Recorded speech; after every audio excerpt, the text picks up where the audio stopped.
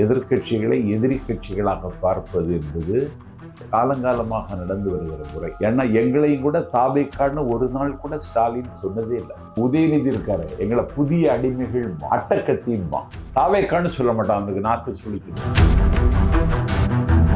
இந்த சோஃபாயை வச்சு அரசியல் பண்றீங்கன்னா உங்களுக்கு தரம் என்னது? எதிர்கட்சி தலைவர் என்ன பேசி இருக்கணும்? நீ 6 சிலிண்டர் கொடுப்பேன்னு அறிவிச்சிருக்கே, அதற்கு என்ன வாய்ப்பு இருக்கு? தேநீர் கடையை மூடிவிட்ட சூழல்ல நீங்க எப்படி 6 சிலிண்டர் கொடுக்க முடியும்னு கேட்டிருந்தா இவருக்கு கொஞ்சம் அறிவு இருக்குன்னு ஒத்துக்கிடலாம். நீ ஒரு வீட்டுல சோபா போகுது சொன்னா ஒரு எதிர்கட்சி தலைவர் இது அசம்பிளியில பேசுறான்னா எவ்வளவு மட்டமான அரசியலை செய்யறாங்க. சொலியாய் முரசொலியாய் இருக்கிற முரசொலியில ஒரு ஆண்டாள் பிரியதரிசினி என்பவர் கவிதை என்கிற பேர்ல கிறுக்குத்தனமா எழுதியிருக்கே.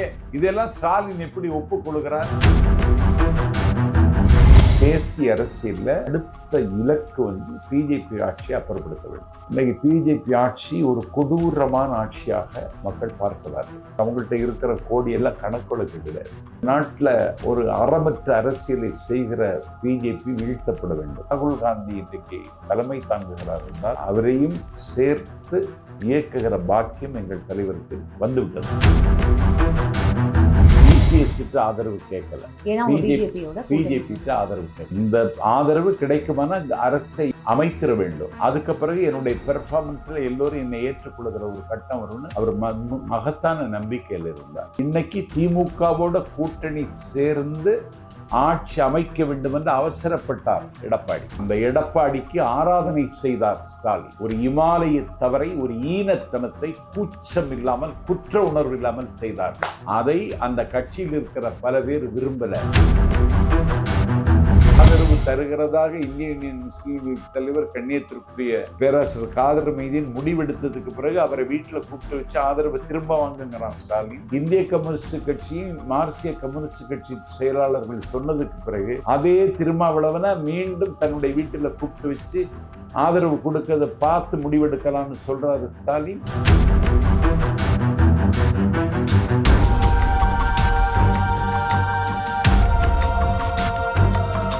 அனைவருக்கும் வணக்கம். இன்னைக்கு நம்மளோட தாவேக்காவோட பரப்புரை செயலாளர் நாஞ்சல் சம்பத் ஐயா தான் இணைஞ்சிருக்காரு. நிகழ்ச்சிக்கு போகலாம். சார் வணக்கம். சார் எப்படி சார் இருக்கீங்க?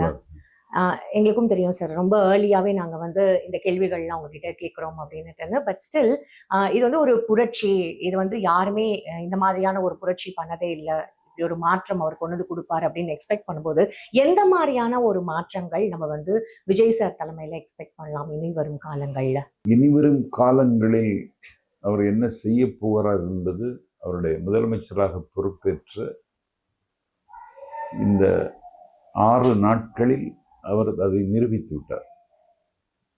முதலமைச்சராக பொறுப்பேற்று நம்பிக்கை வாக்கெடுப்பில் வெற்றி பெற்றதற்கு பிறகு அவர் நேரடியாக பெரியார் திடலுக்கு சென்றார். ஆசிரியர் வீரமணி அவர்கள் நான் மிகவும் மதிக்கிறவர், எனக்கும் அவர்தான் ஆசிரியர். அவர் தாவேக்கா ஆட்சிக்கு வரக்கூடாது என்று தீவிர பிரச்சாரம் செய்தார். அரிதாரம் பூசியவர்கள் அதிகாரத்திற்கு வரக்கூடாது என்றும் பேசினார். மனக்கோட்டை கட்டலாமே தவிர கோட்டைக்கு வர முடியாது என்றார். அந்த பெரியார் திடலுக்குத்தான் சென்றார். தந்தை பெரியார் அவர்களை கொள்கை தலைவராக ஏற்றுக்கொண்ட தலைவர் விஜய்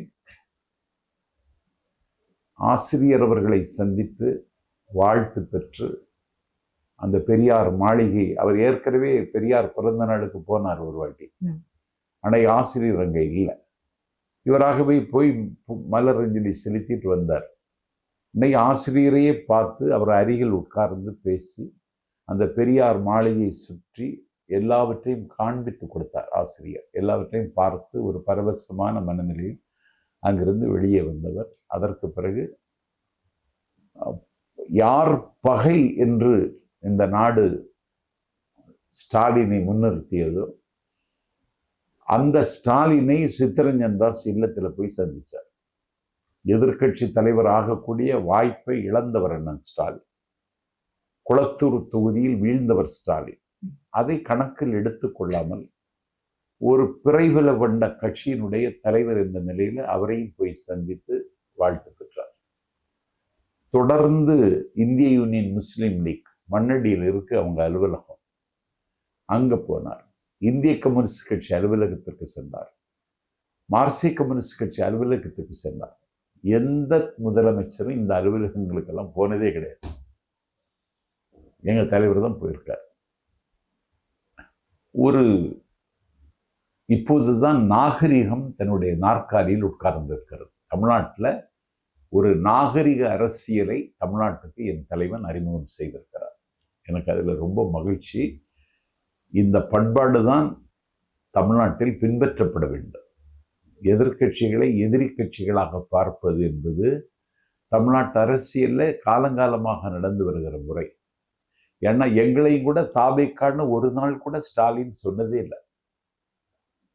தேர்தல் முடிகிற வரைக்கும் இந்த உதயநிதி இருக்காரு, எங்களை புதிய அடிமைகள்மா, அட்டக்கத்தியுமா, தாவேக்கான்னு சொல்ல மாட்டான். அவனுக்கு நாக்கு சுழிக்கிடும். இன்னைக்கு அவங்களையே போய் பார்த்து நீங்க தாவேக்கான்னு சொல்லாம இனிமேல் நீங்க தப்பிக்க முடியாது. அதனால இன்றைக்கு ஒரு இமாலய புரட்சி எங்க தலைவர் செய்திருக்கிறது. அது மாதிரி அவர் பெற்ற வெற்றி உங்களுக்கு அண்ணா 1949 திமுகவை தொடங்கினார். ஒரு அறிவுலக மேதை அண்ணா விரல் தேய எழுதினார், குரல் தேய பேசினார், கால் தேய நடந்தார். 18 ஆண்டு காலம் ஒரு வல்லாதிக்கம் காங்கிரஸ் எதிர்த்து தமிழ்நாட்டினுடைய 8 திசைகளிலும் நாளும் கூட்டம், நாளும் போராட்டம்னு இடையறாதும் தடையறாதும் அண்ணா இயங்கினார். அண்ணாவே ஆட்சிக்கு வருவதற்கு 18 ஆண்டு காலம் எடுத்துக்கொண்டார். தங்கத்தில் முகமெடுத்து சந்தனத்தில் உடல் எடுத்து வந்த தலைவன் எம்ஜிஆர். தேக்க மரம் அவருக்கு உடலை தந்தது, சின்ன யானை நடையை தந்தது, பூக்களெல்லாம் சிரிப்பை தந்தது, பொன்னல்லவோ நிறத்தை தந்தது என்று கவிஞர்களெல்லாம் கொண்டாடி மகிழ்ந்த அந்த மக்கள் திலகம் மன்னாதி மன்னன் எம்ஜிஆர் 72 கட்சி தொடங்கி 77 ஆட்சிக்கு வந்தார்னா அவர் 5 ஆண்டு காலம் எடுத்துக்கொண்டார். அண்ணாவுக்கு 18 ஆண்டு காலம், எம்ஜிஆருக்கு 5 ஆண்டு காலம், எங்கள் தலைவர் விஜய்க்கு 3 ஆண்டு காலம் கூட தேவைப்படவில்லை. இதை வரலாறு இன்றைக்கு வர வைத்திருக்கிறது. ஓகே, இப்போ இதெல்லாம் தாண்டி இப்போ இந்த மாதிரியான ஒரு கவர்மெண்ட் அவர் ஃபார்ம் பண்ணது மக்களோட ஏகோபித்த ஒரு ஆதரவு அப்படின்றது இன்னியாலும் நாங்கள் யாருமே அதை மறைக்கல. அப்படி இருக்கும் பொழுது நீங்க வந்து ஒரு அஸ்ட்ராலஜரை நீங்க அப்பாயிண்ட் பண்றீங்க. அந்த அஸ்ட்ராலஜர் ஒரு பிரபல ஒரு சேனல்ல, ஒரு நியூஸ் சேனல்ல உட்காந்து பேட்டி கொடுக்குறாரு. என்ன அப்படின்னா, இதுக்கப்புறம் அசைக்க முடியாத ஆட்சி விஜய் அவர்கள் தான் கொடுப்பாரு. இதுக்கு மேல போய் 2029 மோடி அவர்களோட கவர்மெண்டே வந்து வீழ்ச்சி அடைஞ்சிடும். அந்த அளவுக்கு அவரோட பிளானட்டரி பொசிஷன்ஸ்லாம் வந்து சரியில்லை. ஆனா விஜய் அவர்கள் வந்து அந்த இடத்தையும் பிடிக்கிறதுக்கான சாத்தியக்கூறுகள் நிறைய இருக்கு. இதையும் மேல வேர்ல்டு லீடர் அளவுக்கு அவர் வந்து ஒரு உலகளாவிய ஒரு தலைவரா மாறறதுக்கான வாய்ப்புகள் கூட நிறைய இருக்கு எங்க தலைவருக்கு அப்படின்ற மாதிரி பேசியிருக்காரு சார். இல்ல, தேசிய அளவுல எங்கள் தலைவருடைய அரசியல் பிரவேசம் இன்னைக்கு அங்கீகரிக்கப்பட்டுவிட்டது. ஒரு கங்கை கரையிலிருந்து இந்தியாவின் வரலாறு எழுதப்படக்கூடாது, காவிரி கரையிலிருந்து எழுத வேண்டும் என்று அண்ணா சொன்னார். திமுக இன்றைக்கு இந்தியாவுடைய பிரதான கட்சிகள்ல 3வது இடத்துல இருக்கு. எதிர்கட்சி தலைவராக ராகுல் காந்தி இருக்கிறார். அந்த பிரதமர் என்கிற சிகரத்தை எங்கள் தலைவர் தொட முடியுமான்னா முடியும். ஆனா அதுதான் அவரது நோக்கமானு எனக்கு தெரியாது. இந்த பண்டிட் சொல்றதுக்கெல்லாம் நான் பதில் சொல்லிட்டு இருக்கக்கூடாது. ஆனாலும் தேசிய அரசியல்ல அடுத்த இலக்கு வந்து பிஜேபி ஆட்சியை அப்புறப்படுத்த வேண்டும். இன்னைக்கு பிஜேபி ஆட்சி ஒரு கொடூரமான ஆட்சியாக மக்கள் பார்க்கிறார்கள். ஒரு பெரிய விளம்பரம் செய்து பல முறைகேடுகள் செய்து இன்னைக்கு அவங்கள்ட்ட இருக்கிற கோடியெல்லாம் கணக்கொழுக்கு கிடையாது.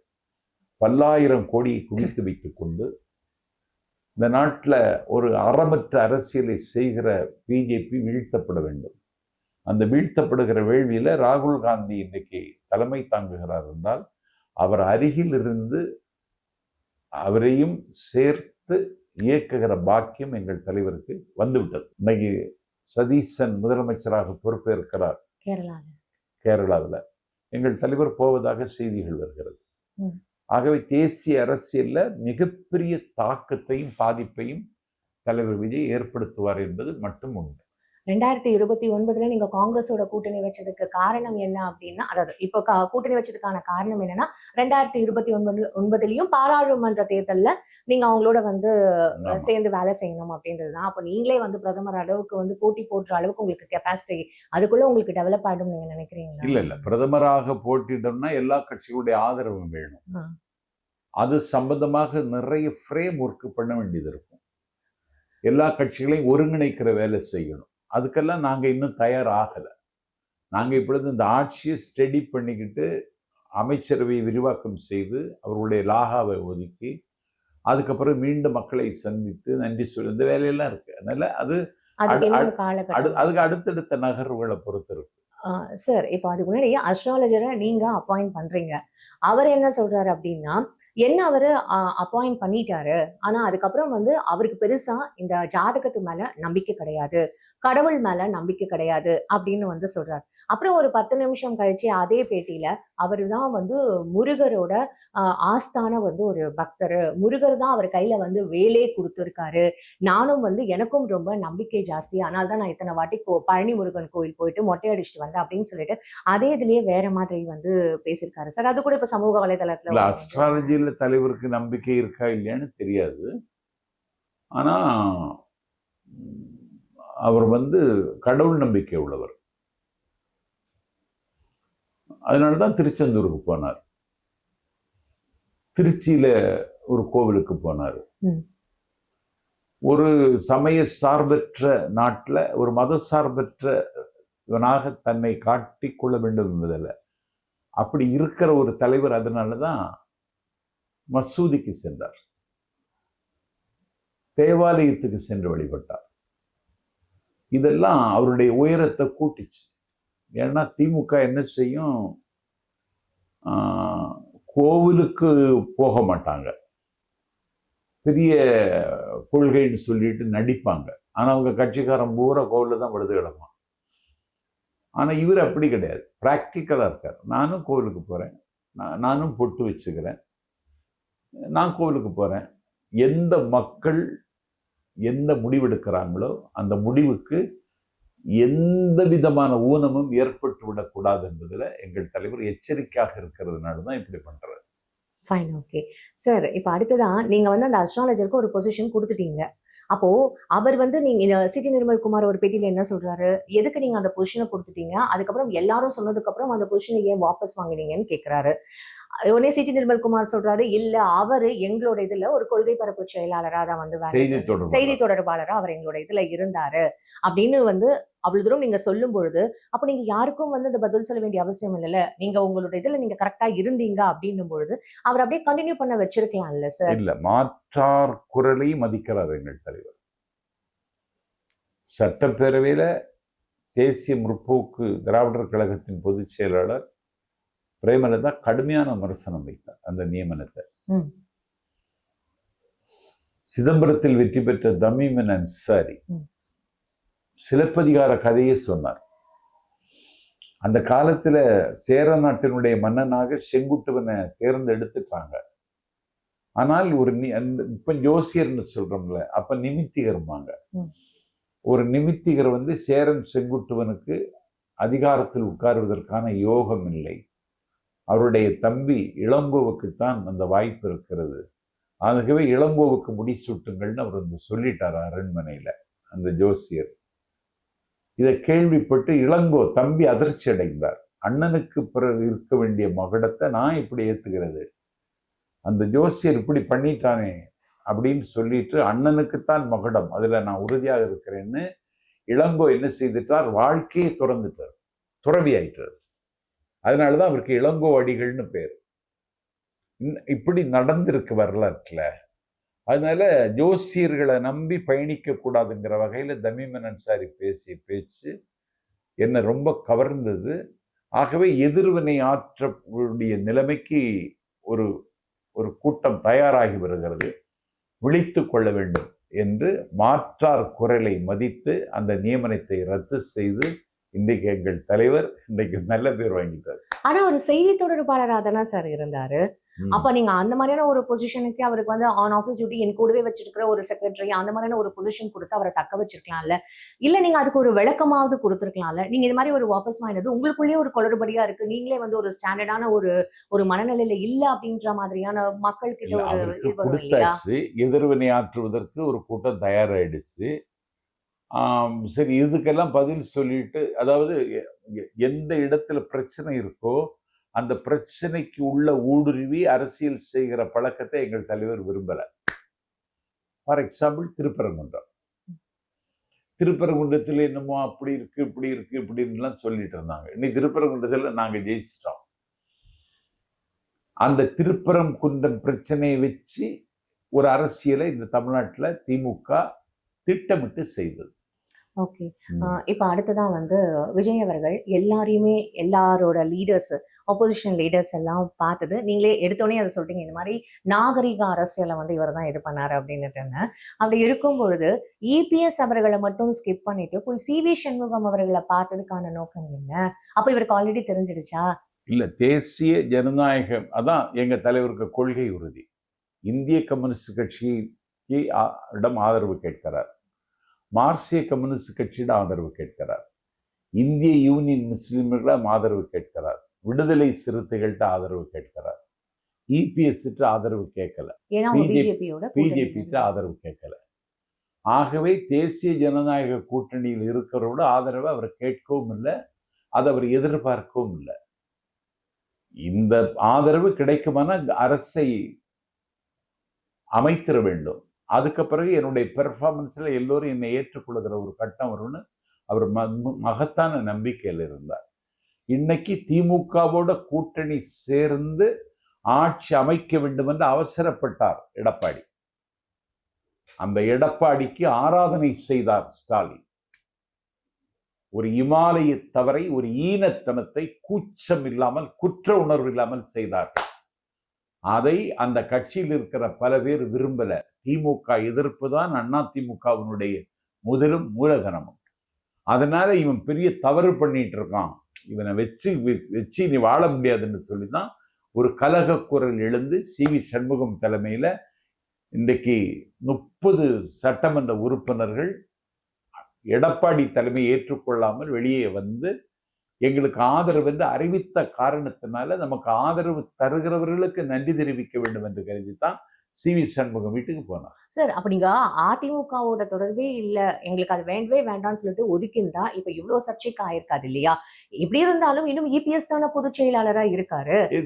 அப்படி இருக்கும்போது அப்ப நீங்க அவரை ஸ்கிப் பண்ணிட்டு போய் அந்த சி.வி. சண்முகம் பார்த்தது வந்து ஒரு பேச்சு பொருளா இருக்க வேண்டாம், நீங்க பாத்துருக்காமே இருந்திருக்கீங்க. எடப்பாடி பழனிசாமி பொதுச் செயலாளராக இனிமேல் நீடிக்க வாய்ப்பு இல்லை.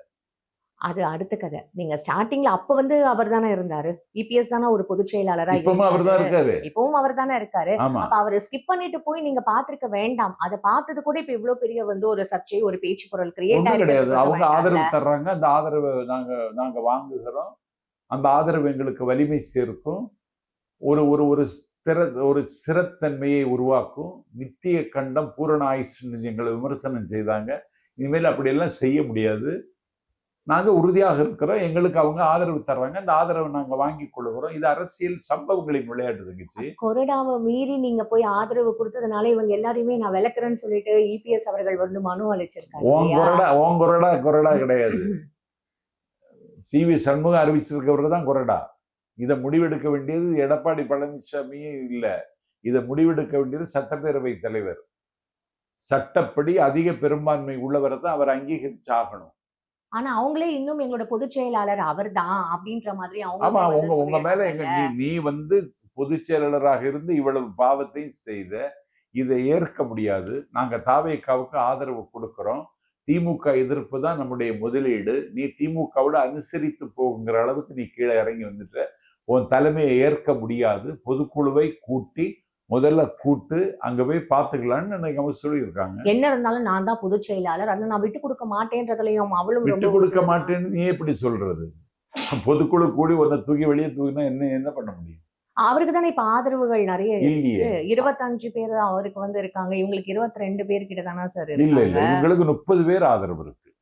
அப்ப பெரும்பான்மை இவங்களுக்கு தான் இருக்கு. இவங்க வாக்கு சதவீதத்துல இவங்க வின் பண்ணிடுவாங்கன்னு இன்னும் வரப்போற காலத்துல அது முடிவாயிடும் நீங்க சொல்றீங்களா? ஆமா, எடப்பாடி பழனிசாமிகிட்ட என்ன இல்லைன்னா அரசியல்ல அறம் வேணும். அது இல்லை. அவரை முதலமைச்சராக முடிசூட்டி பார்த்தவர் சசிகலா. நீ சசிகலாவையே கட்சி விட்டு நீக்கின. 3 முறை முதலமைச்சராக இருந்தவர் அண்ணன் ஓ பன்னீர்செல்வம். ஒரு நாள் கூட அந்த முதலமைச்சர் சிம்மாசனத்தில் அவர் உட்கார்ந்ததில்லை. நிதியமைச்சர் ஆசனத்தில் உட்கார்ந்துட்டா முதலமைச்சர் வேலையை பார்த்தார். ஜெயலலிதா என்கிற அந்த அம்மா அந்த தெய்வம் உட்கார்ந்த இடத்துல நான் உட்காரக்கூடாது என்று அன்றைக்கு ராமாயண இதிகாசத்துல இன்னைக்கு பரதன் எப்படி நடந்துகிட்டானோ அது மாதிரி ஓபிஎஸ் நடந்துகிட்டார். அம்மா வெளியே வந்தவுடன் அந்த முதலமைச்சர் பதவி அவர்கிட்ட கொடுத்துட்டார்.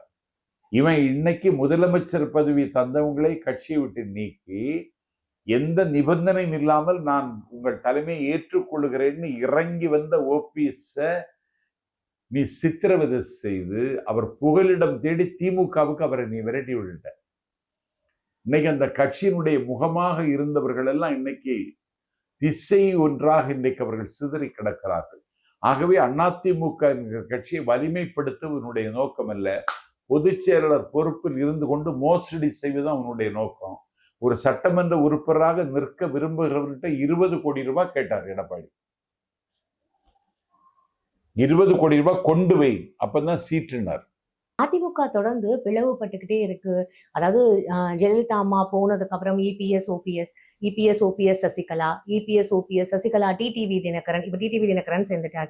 இப்ப திருப்பியும் எஸ்பி வேலுமணி குரூப், இபிஎஸ் அவர்கள் குரூப், இப்படி தொடர்ந்து இப்படி ஒரு பிளவு அங்கே ஒரு ஒற்றுமை இல்லாம இருக்கும்பொழுது இவங்க ஆதரவு தெரிவிக்கிறது தாவேக்காக்கு எந்த மாதிரியான ஒரு சப்போர்ட் கிடைக்கும்னு நீங்க அதை எதிர்பார்க்கறீங்க சார்? இல்ல 30 எம்எல்ஏங்க நாங்க 2 எம்எல்ஏக்களுக்கே நாங்கள் லெட்டர் எழுதி ஆதரவு தருகிறதாக இந்திய யூனியன் முஸ்லீம் லீக் தலைவர் கண்ணியத்திற்குரிய பேராசிரியர் காதர் மைதீன் முடிவெடுத்ததுக்கு பிறகு அவரை வீட்டுல கூப்பிட்டு வச்சு ஆதரவு திரும்ப வாங்குங்கிறான் ஸ்டாலின். நடக்கலையா? இது நடந்துச்சு. ஆதரவு நாங்க எடுத்த முடிவைத்தான் விடுதலை சிறுத்தைகள் தலைவர் திருமாவளவன் எடுப்பார் என்று இந்திய கம்யூனிஸ்ட் கட்சியின் மார்க்சிய கம்யூனிஸ்ட் கட்சி செயலாளர்கள் சொன்னதுக்கு பிறகு அதே திருமாவளவனை மீண்டும் தன்னுடைய வீட்டுல கூப்பிட்டு வச்சு ஆதரவு கொடுக்கறத பார்த்து முடிவெடுக்கலாம்னு சொல்றாரு ஸ்டாலின். அதனால எங்களுக்கு ஒரு சேஃப் நாங்க உருவாக்கி கொள்ளுதல என்ன தவறுன்னு கேட்கறோம். சரி, தவறு இல்ல. நீங்க தீய சக்தி, டிஎம்கே ஒரு தீய சக்தி, நீங்க தூய சக்தின்னு சொல்றீங்க. இப்ப ஏடிஎம்கே மேல இவங்க பேர்லாம் எவ்வளவு வழக்குகள் இருக்கு. இப்ப இவங்க எல்லாரும் உங்க கூட சேர்ந்தாங்கன்னா தூய சக்தி ஆயிடுவாங்களா? இல்ல நாளைக்கு இவங்க உங்களோட சேர்ந்தா நீங்க அமைச்சரவையில பொறுப்பு கொடுத்தீங்கன்னா திருப்பியும் இவங்க மேல கேஸ் இருக்குல்ல, அந்த கேஸ நீங்க அவங்கதான் ஃபேஸ் பண்ணணும். அவங்கதான் ஃபேஸ் பண்ணணும். அதுக்கு எங்க தாவேக்காவுக்கு எங்க ஆட்சிக்கு இதுல என்ன சம்பந்தம் இருக்கு? கேஸ் அவங்க ஃபேஸ் பண்ணி ஆகணும்.